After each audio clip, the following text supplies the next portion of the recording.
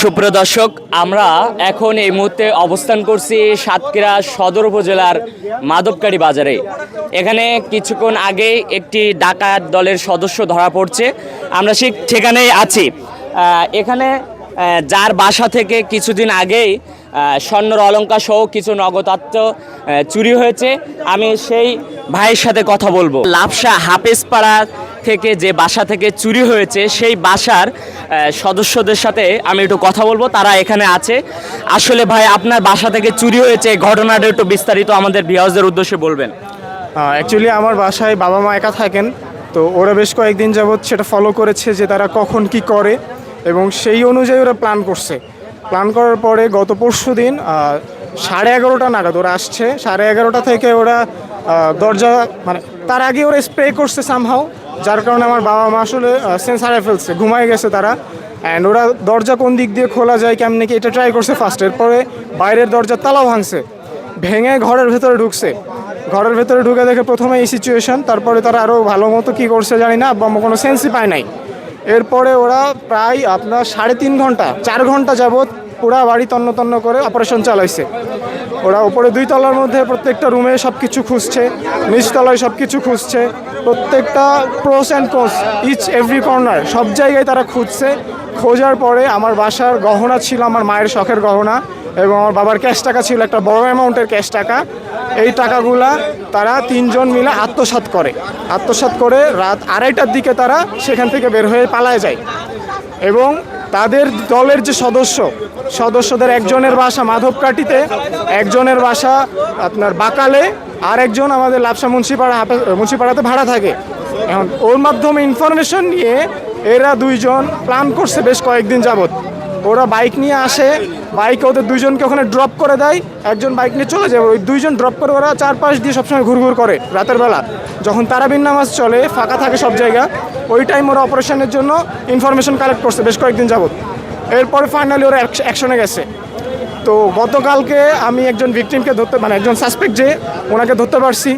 আমার এলাকার সব ভাইরা সহযোগিতা করছে। কিভাবে ধরতে পারলেন? অ্যাকচুয়ালি আমার বাসায় সিসিটিভি ফুটেজ ছিল, ওই ফুটেজের মাধ্যমে তাদেরকে আইডেন্টিফাই করছি আমি ফার্স্ট, ওকেও আইডেন্টিফাই করছি, বাকি 2 জন প্রত্যেকের ডিটেল আমার কাছে আছে। তো তাদের আইডেন্টিফাই করার পরে তাদের লোকেশন ট্রেস করা হয়েছে, আমার ভাইরা ছিল, তারা আমাকে সহযোগিতা করেছে। তারপরে আমরা তাকে ট্রেস করছি এবং একজনকে থানায় আমি চালান করে দিয়েছি অলরেডি। আর এই যে আরেকজন সাসপেক্ট, ওকেও আমরা ইতিমধ্যে ইনশাল্লাহ থানায় নিয়ে যেয়ে ব্যবস্থা করব। তারপরে আর কি পরবর্তী প্রসিডিউরে আমরা আগাবো, এবং এর জন্য ওর সর্বোচ্চ শাস্তি নিশ্চিত করার জন্য যেটুকু যা করা প্রয়োজন আমরা করবো ইনশাল্লাহ। কারণ আমরা চাই বাংলাদেশের প্রত্যেকটা মানুষ শান্তিতে থাকুক। এই ধরনের কিছু অসাধু মানুষের জন্য এই দেশের মানুষ ঘুমাইতে পারবে না নিশ্চিন্তে, এটা আমরা চাই না কখনোই। সো আমরা চাই তার একটা দৃষ্টান্তমূলক শাস্তি হোক, যাতে করে এটা থেকে অন্য মানুষ শিক্ষা নিতে পারে যে কারো বাসায় এইভাবে অন্যায়ভাবে কোনো খারাপ কাজে যাতে কেউ লিপ্ত না হইতে পারে। আমরা প্রশাসনের প্রতি দৃষ্টি আকর্ষণ করছি যাতে তাদের সুষ্ঠু বিচার হয়, কারণ আমরা ফুল এভিডেন্স সহ পুরো সাসপেক্টকে আমরা তাদেরকে হাতে তুলে দিচ্ছি। সো আশা করছি একটা ভালো বিচার আমরা এখান থেকে পাবো।